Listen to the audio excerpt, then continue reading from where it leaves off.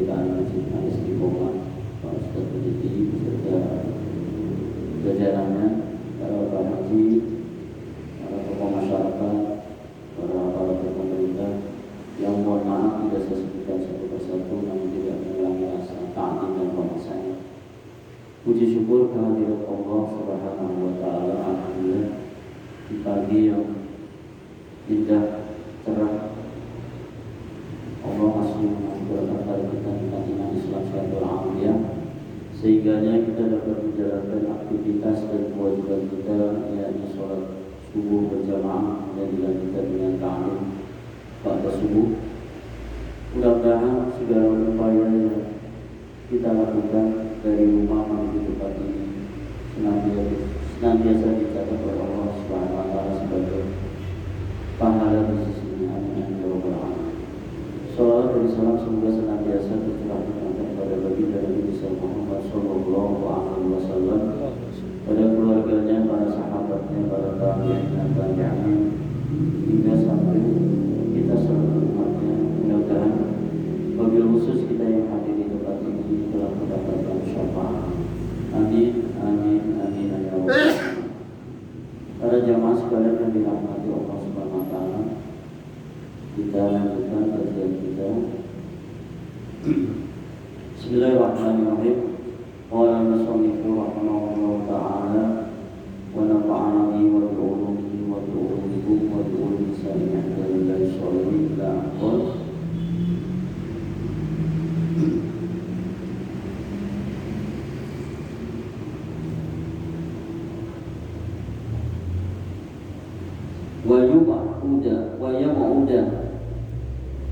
Wa ya'uda dan menjauhkan diri dari manusia, wa yustatilu dan membuat penutup.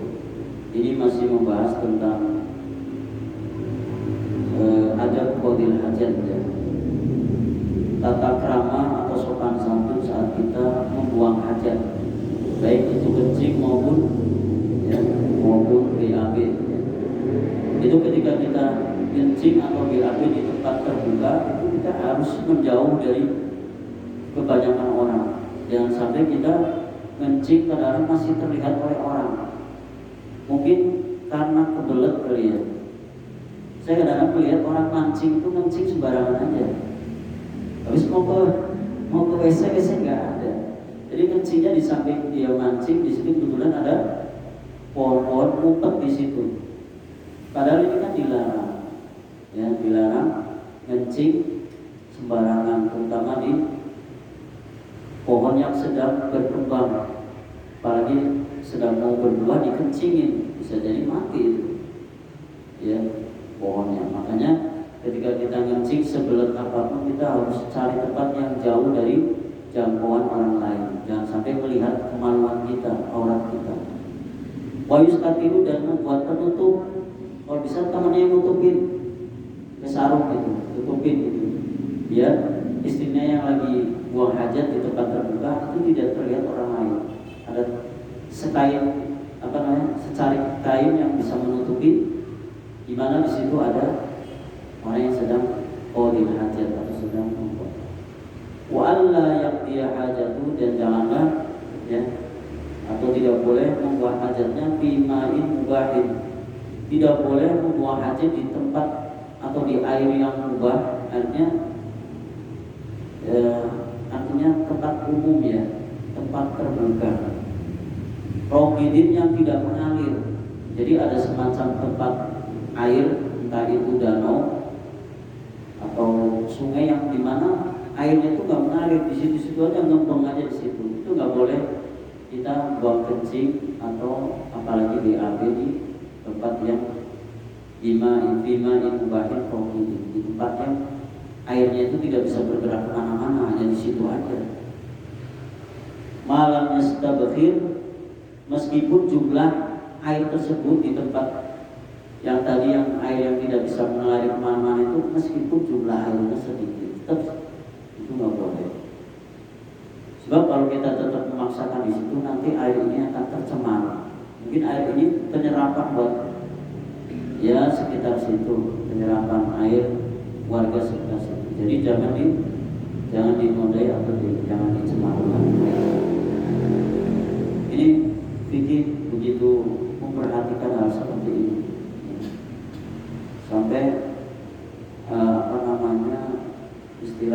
manfaatnya sampai sejauh ya, jauh gitu ya. Pikirannya sampai ke sana. Wa mutahaddisin, dan orang yang ya berhadas atau membuang hadas ya. Hayru makhlukin di ahadin, di tempat di mana tempat itu memang tidak dimiliki oleh siapa-siapa. Artinya memang tempat umum, misalnya ada tempat umum semacam setu misalnya, itu nggak boleh kemudian ngencing di setunya, situ ucur di situ, anak kecil misalnya, itu nggak boleh. Tapi setu kan bukan milik perorangan, tapi milik secara umum masyarakat Depok atau masyarakat yang ada di sekitar misalnya pulau misalnya. Itu biasanya ada dilarang mencemari, mengotori, membuang sampah dan sebagainya. Buang sampah di area itu aja nggak boleh, apalagi sampai kencing di ya air kencingnya langsung ke setu atau BAB, itu pasti dilarang. Jadi di sini ada kejelasan. Jadi nggak boleh membuang hadas itu di tempat umum yang memang tidak dimiliki oleh siapapun. Artinya memang tempat umum untuk dinikmati secara bersama, dijaga secara bersama, jangan dikotori. Kemudian watorikin, dan tidak boleh ngencing BAB di jalanan yang dimana jalan itu jadi tempat lalu lalang orang lewat, itu tidak boleh. Tentu ini akan menimbulkan bau tidak sedap. Makanya dalam hadis itu ada beberapa riwayat orang yang dilaknat oleh Allah itu adalah, ini di sini disebutkan di sini ada hadisnya, ittaqul la'anin, takutlah kalian dengan sesuatu yang akan dilaknat oleh Allah. Kemudian sahabat bertanya, qalu wa ma al-la'anani ya Rasulullah, apa yang dimaksud dengan laknat itu ya Rasulullah? Kemudian qala alladzi yatakhalla fi tariqin nasi aw fi dhillihim, yaitu orang yang suka buang kotoran di jalan yang menjadi ya maksudnya publik umum ya, sudah menjadi kebiasaan lalu lalang orang-orang lewat di situ, itu tidak boleh. Aw fi dhillihim, kalau tempat berteduh, misalnya kayak halte dikencingin misalnya, itu pasti akan menimbulkan bau gak sedap. Jadi orang-orang yang dilaknat diantaranya seperti itu, orang yang buang kotoran sembarangan di jalan dan tempat berteduh, di mana tempat itu biasanya dipakai oleh kebanyakan orang untuk menghindari teriknya panas matahari, misalnya di halte ini. Kemudian dilarang juga mengencing di tempat lubang-lubang, sebab lubang-lubang itu biasanya tempatnya jin, ya itu nggak boleh. Apalagi di dalamnya ada semut, ada binatang-binatang yang lain, itu bisa mati gara-gara kencing kita. Kemudian pohon yang sedang berkembang atau sedang berbuah, itu nggak boleh. Ini akan dilaknat oleh Allah Subhanahu Wa Taala. Dan dalam keterangan yang lain, Allah dan Rasulnya mencegah secara keras orang yang ngencing peper di tembok masjid, apalagi sampai di pintu masjid, saking kebeletnya, mungkin karena ketiduran, marbot masjid nggak tahu kalau ada, atau marbot musola nggak tahu misalnya ada jamaah yang ketiduran, dikuncilah pintunya, jadi nggak bisa kemana-mana, akhirnya kencingnya di pintu misalnya. Ini dilarang keras. Atau misalnya kencing di tembok masjid, musola, madrasah, majlis taklim, tempat-tempat baik. Nah ini nanti akan dilaknat. Ya.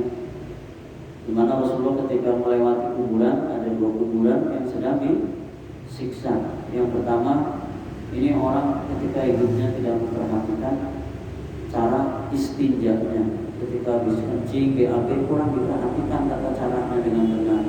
Yang kedua, orang ini disiksa gara-gara selama hidup selalu mengadu domba, bikin masalah, bikin keributan, bikin kericuhan.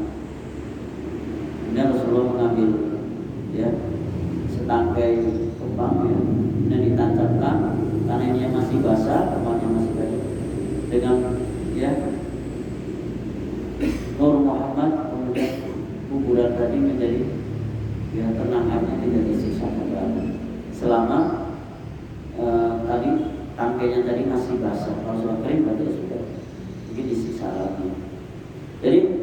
kebanyakan orang disiksa di alam kubur itu karena kurang memperhatikan masalah istinja. Makanya mau diperhatikan. Bahkan dalam hadis yang lain ada riwayat kalau kita seorang laki-laki kalau kencing itu disuruh dehem-dehem atau diurut sampai benar-benar tuntas kencingnya. Apalagi yang sudah 50 ke atas biasanya kencingnya kan geser gitu ya. Itu supaya tuntas diurut terus sampai benar-benar tuntas baru kemudian dicuci. Khawatir nanti ketika lagi ruku ceret gitu, ces gitu. Ini yang bahaya. Nah ini seperti ini yang harus diperhatikan. Wakila dan dikatakan yahrumu at-tahayyudu fiha. Haram hukumnya buang air besar di jalanan. Haram, namanya haram mutlak. Karena tadi bisa menjadi pencemaran ya. Kemudian ada kuman ya. Terus kurang nyaman bagi orang yang lewat. Watah tamusmiri bimulki atau ngencing atau BAB ya, di pohon yang sebenarnya pohon itu milik dia sendiri tetap aja tak boleh meskipun pohon itu adalah milik sendiri ya, nggak boleh kencing di pohon ya, anaknya nggak boleh kencing di pohon meskipun pohon itu adalah milik sendiri. Mamlukin atau yang dimiliki alimah ridho maliki yang kita tahu bahwa orang itu pasti nggak apa-apa lah kalau misalnya saya kencing di area kebunnya misalnya, tetap aja tidak boleh kencing sembarangan di area tempat kebun kita sendiri ataupun di tempat kebun orang lain yang orang lain itu sebenarnya seandainya kita izin diperbolehkan kencing di situ, tetap ini nggak boleh. Jadi harus muktadul hal, artinya harus di tempatnya, jangan sembarangan membuang apa. Wa illa jika kita ngencing atau BAB di area kebun milik orang lain, kemudian orang itu gak ridho, maka hukumnya haram kita ngencing atau BAB di area kebun orang lain yang orang itu tidak ridho.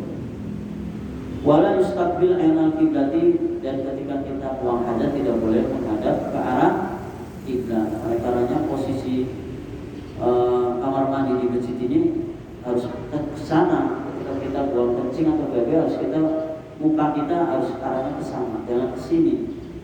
Ya. Wala yastadribaha dan jangan membelakang kiblat. Jadi nggak boleh ngadep ke sini atau ke sini.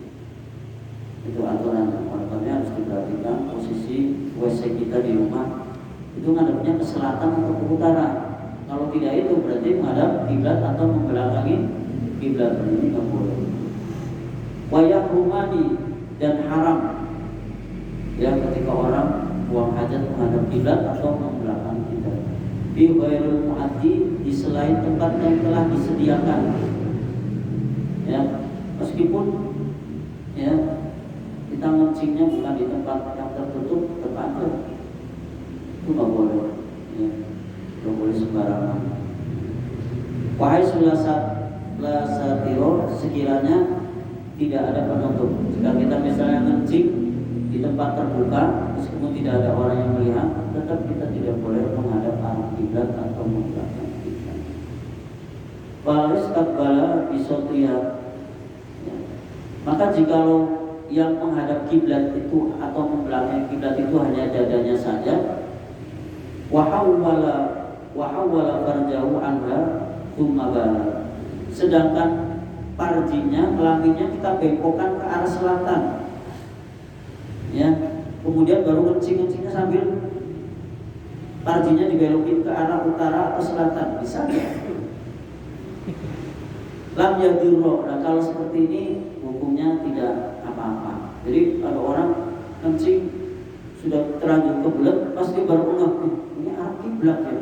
Terus dia bengkokin kelaminnya ke arah utara atau selatan. Nah ini nggak apa-apa. Meskipun dadanya menghadap ke arah kiblat atau membelakangi kiblat, tetapi parjinya ini yang akan mengeluarkan kotorannya ini dibengkokin ke arah yang tidak mengarah kiblat, itu hukumnya masih diperbolehkan. tidak masalah. Bihilafi aksi, beda seandainya tetap parjinya ke arah kiblat atau membalat kita, ya tetap hukumnya dosa. Wala yastaka ay yusannu la yastaka, tidak disunahkan bersiwak. Jadi kalau lagi BAB jangan sambil siwakan atau gosok gigi, makruh. Nikmatin aja dulu sampai tuntas, ya. Wala yang suko, dan tidak boleh meludah. Nah ini kadang-kadang kita lagi BAB sambil meludah, apalagi yang tenggorokannya lagi gak enak, keluarin. Padahal itu tidak disunahkan, meskipun ini tidak dilarang, artinya bukan makruh tahrim, makruh yang sampai mendekati keharaman. Tapi paling tidak kita harus menahan diri ketika sedang BAB, itu jangan sampai sambil bersamaan dengan gosok gigi atau meludah. Di sini ada sebuah keterangan, wa nukila ghairihi 'anil hakim. Ini keterangan dinukil dari Imam Adroi, kemudian dinukil dari hadis yang diriwayatkan oleh Anil Hakim At-Tirmidzi, annahu yatawalladu minhu al-waswasa. Jadi orang kalau misalnya BAB sambil meludah, gosok gigi, justru akan menimbulkan penyakit waswas.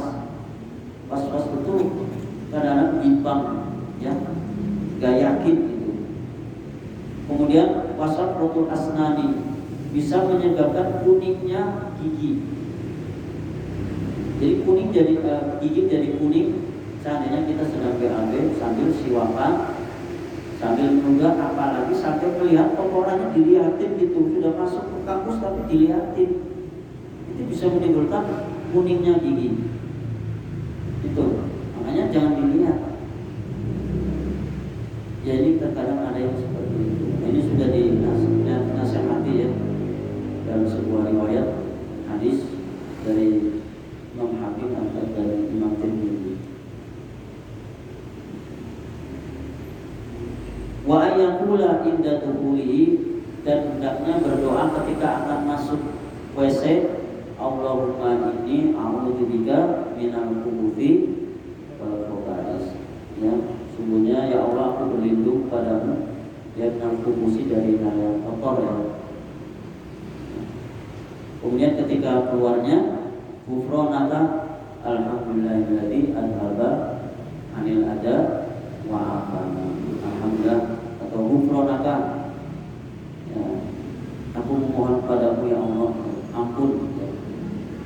Alhamdulillahilladzi, segala puji bagi Allah, adhaba, yang telah menghilangkan anni dari saya, al-ada, penyakit, wa afani, dan menyehatkan. Maksudnya seandainya Allah tidak memberikan kita untuk BAB dalam sehari, 2 hari, 3 hari atau lebih, biasanya kita bingung, akan terjadi hal yang tidak wajar di dalam tubuh kita. Makanya rutinnya sehari itu ya sudah BAB, paling nggak sebelum subuh biasanya kan ada BAB gitu. Itu normal. Kalau ada orang nggak BAB sampai lebih dari 3 hari, biasanya dia bingung, kok saya nggak BAB, pasti perutnya nggak enak. Nah, dengan adanya Allah memperlakukan kita diberikan untuk bisa mengeluarkan kotoran, berarti kan menyehatkan badan kita dari kotoran. Anil ada, dari penyakit. Gak ngentut sehari aja kadang-kadang kita bingung, pasti kembung perutnya. Apalagi kalau BAB sampai berhari-hari nggak BAB, begitu keluar pasti keras, dan ini akan berpengaruh kepada tubuh kita, perih biasanya, atau mengeluarkan darah biasanya, karena sudah lama nggak keluar BAB. Jadi dengan adanya ini justru Allah menyehatkan kita, Allah memberikan kesehatan kita dan menghindari kita dari penyakit. Wabak dal istinjai atau wabak dal istinjai, dan setelah istinja itu artinya ya, setelah selesai tadi ya, mengeluarkan kotoran, kemudian dibersihkan dengan bersih, ya. Jadi dalam istinja itu kita disunahkan untuk istibro sampai benar-benar tuntas, seandainya kencing sampai kencingnya benar-benar tuntas.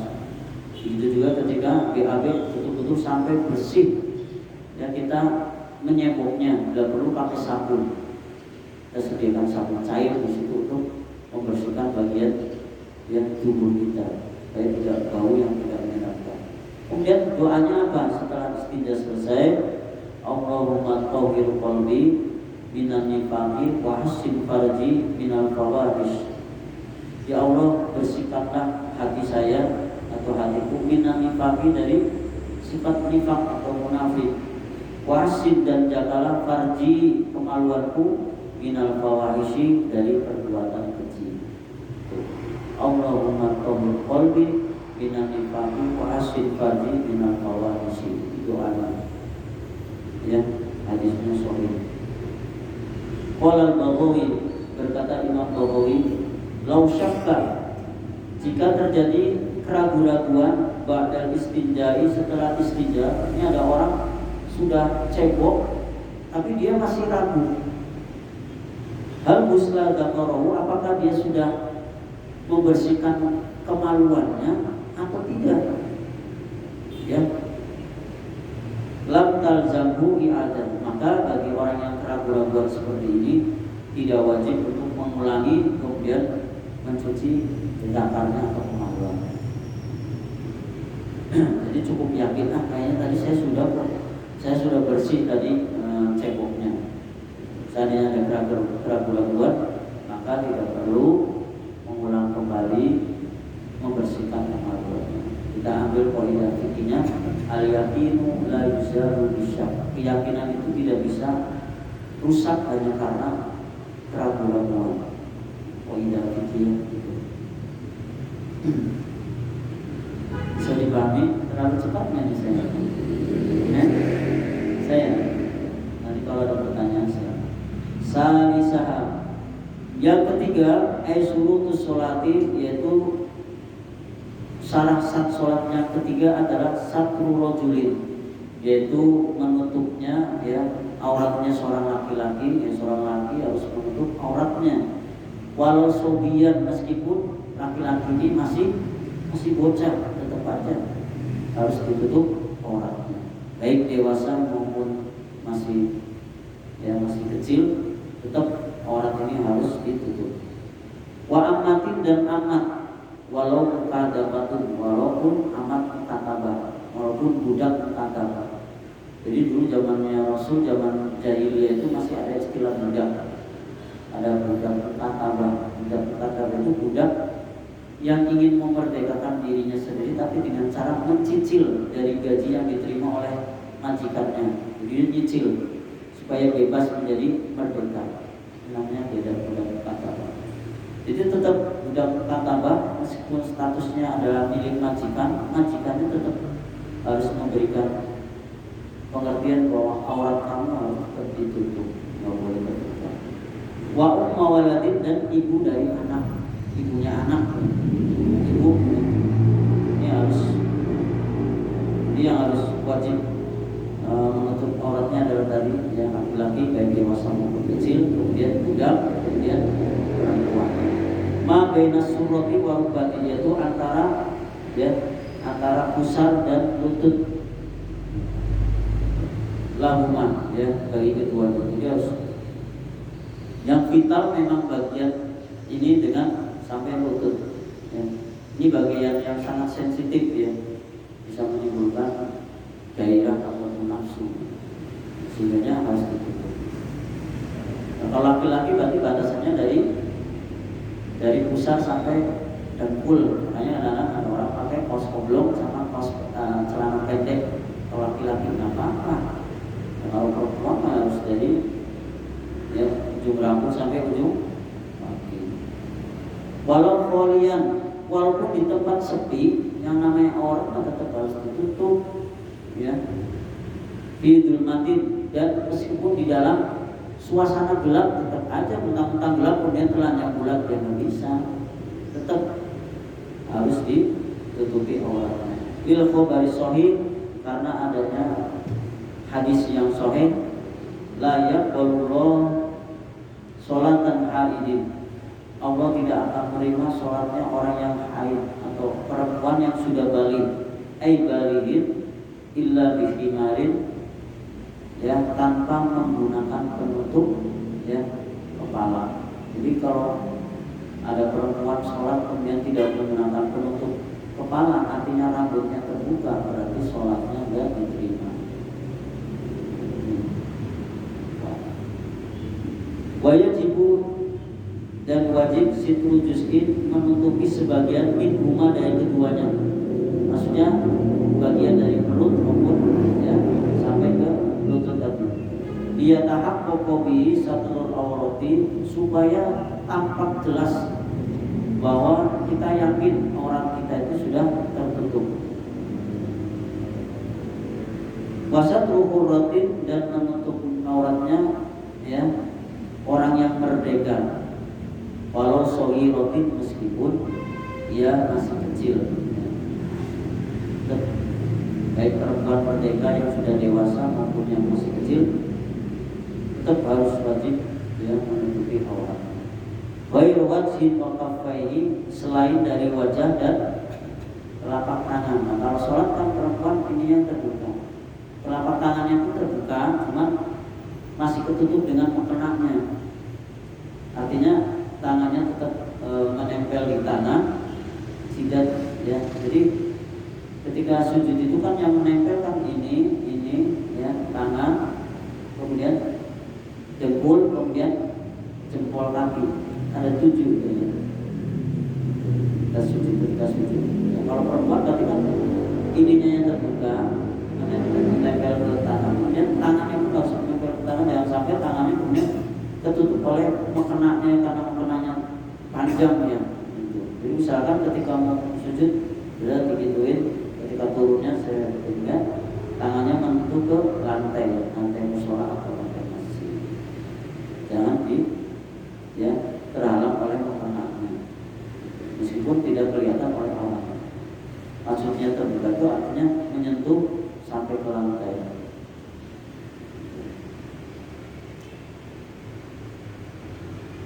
Bahuruma wa baik keluar maupun dalam daripada ya tadi wajah dan telapak tangan. Ilal qawaini, sampai kedua pergelangan tangan. Jadi pergelangan tangannya harus terbuka, harusnya nggak terbuka, tapi terbuka dalam artian masih dalam kurungan di dalam mukenanya itu. Bukan mukenanya terbuka, tangannya terlihat oleh orang lain, bukan. Kalau perempuan, kalau kita sih ya memang terbuka ya. Ailaunil basyarati, bima la yasibu, dengan sesuatu yang tidak disifati dengan warna. Aulanil basyarati, jadi nggak memandang kulitnya mau putih, mau hitam, mau bulukan, mau korengan, tetap aja harus terbuka. Tidak kemudian tangan. Di majelis taqatubi, di dalam majelis percakapan. Biasanya kan kalau lagi ngobrol ketahuan dia kita masuk putih, kalau lagi nggak sholat. Tapi kalau dalam keadaan sholat, ya untuk tangan tetap harus dalam keadaan tertutup, tapi oleh makanan, kecuali wajah untuk perempuan. Kada babatuhu bidzalika Ahmad bin Musa bin Ujail, dan Ahmad bin Musa bin Ujail yang membatasi hal itu, yang membatasi tentang tadi ya untuk wajah dan dua telapak tangan perempuan. Wayakfi, dan dianggap cukup mayati, sebagaimana cerita tadi ya, atau sebagaimana sudah dikisahkan tentang menutup aurat di hajmi a'dha'i, karena menampakkan bentuk tubuh. Lakinnahu khilaful aula, jadi berbeda dengan pendapat yang pertama. Wa yajibu satru minal a'la wal jawani, wa yajibu, dan wajib as-satru menutup minal a'la dari atas ya, kemudian wal jawani, dan seluruh sisi dari perempuan, dari atas sampai ya ke ujung kaki harus tertutup. La minal asfali, ya tidak dari bawah ke atas. atas, ya. Bawahnya kelihatan tapi atasnya tertutup, ini ya. Tapi dari atas sampai ke bawah dalam keadaan tertutup untuk perempuan, ya. Kecuali pertanyaan. In qadara jika mampu ay kullu min ar-rajuli wa ar-rati wa ar-rati, yaitu bagi tiap-tiap lelaki, ya, kemudian orang-orang yang merdeka dan anak. Hukumnya wajib menutupi auratnya keseluruhan, ya, baik laki-laki, perempuan maupun budak. Kalau laki-laki tadi batasan auratnya adalah dari pusat sampai dengkul. Tapi kalau perempuan baik budak, ya, budak perempuan tepatnya harus dari atas sampai bawah.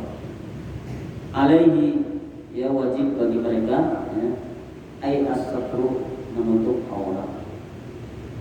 Amal ajizu, ya, adapun bagi orang yang tidak mampu menutup auratnya, amma yasturul aurat, yaitu tidak bisa menutup auratnya, fayusalla, maka ia boleh sholat wujuban, yaitu sholat yang wajib, arian, dalam keadaan telanjang.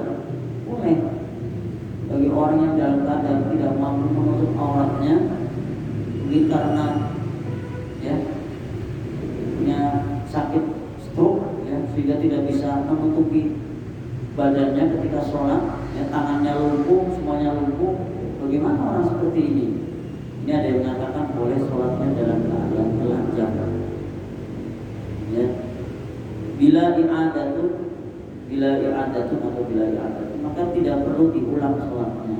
Ya, ini pengecualian bagi orang yang ajis, bagi orang yang tidak mampu menutup auratnya sendiri ketika dalam keadaan sholat karena ketidakberdayaan dia untuk menutupi auratnya ketika sholat. Walau ma'awujudi satin, meskipun bersama adanya penutup sebenarnya mutanajisin, meskipun